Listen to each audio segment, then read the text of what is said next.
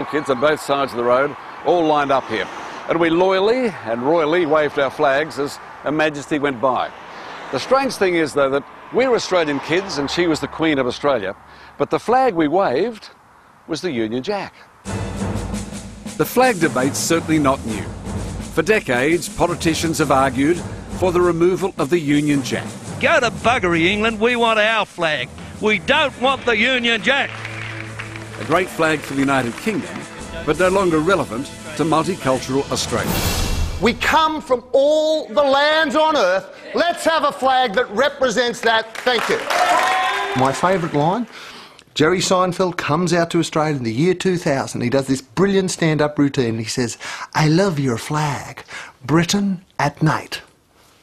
Bingo. We will only move ahead when we get people into government who are strong enough and have the will to tell the rest of the world to go to hell. It's only been in recent years that our flag's been hijacked by extremists or used for political stunts, like when Pauline Hanson draped herself in the flag to launch One Nation. We are proud Australians.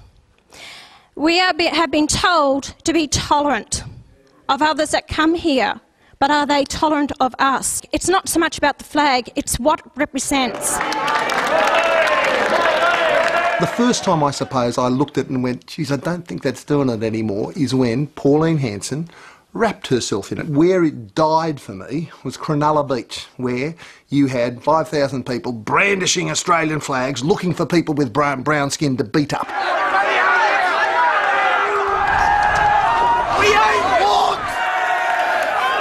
That's really offended me because I am Australian like them. You don't have to have blonde hair to be an Australian.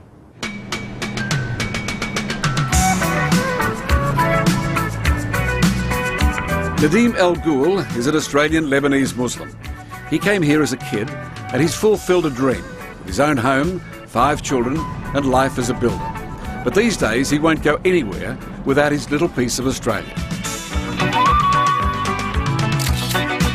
This flag means that it's I am an Australian, I'm proud to be an Australian, and my kids are Australians, and this flag represents me like everybody else in this country.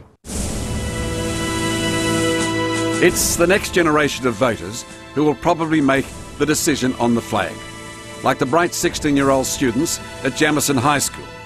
These young Australians could give some of their rowdy, rude elders at Leichhardt Town Hall a lesson in manners. I would definitely be upset if we changed the flag, because Britain colonised Australia and we should still pay respect to Britain. I think we should have some sort of, like a symbol that represents not just, you know, 1 or 2 dominations of Australia, but every domination of Australia.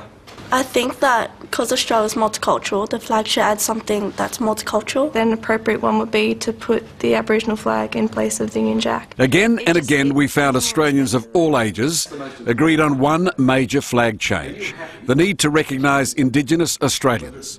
Aboriginal leader Warren Mundine has worked closely with all sides of politics. Is this flag your flag, Warren? No, it isn't. It is not my flag, to be quite honest.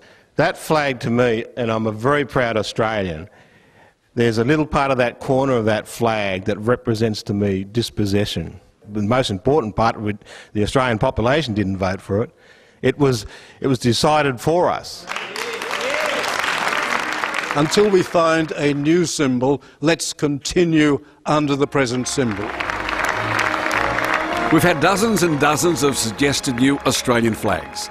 Some of them festoon the town hall tonight. Others have come on websites and competitions over the years.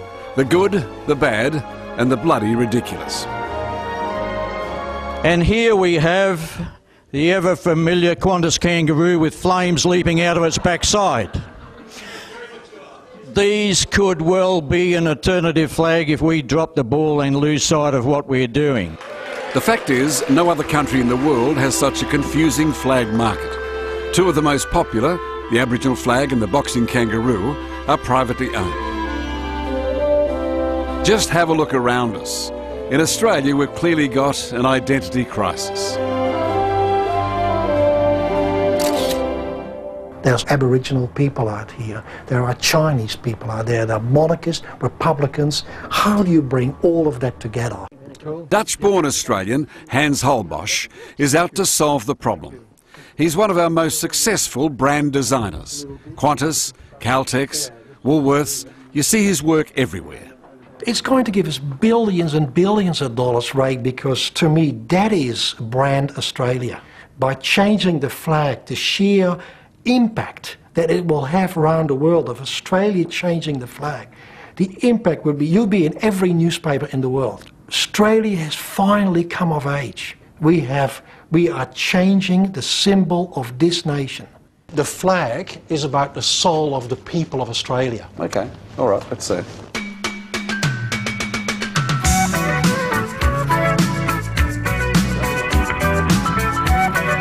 It's one idea. It is an idea for a flag.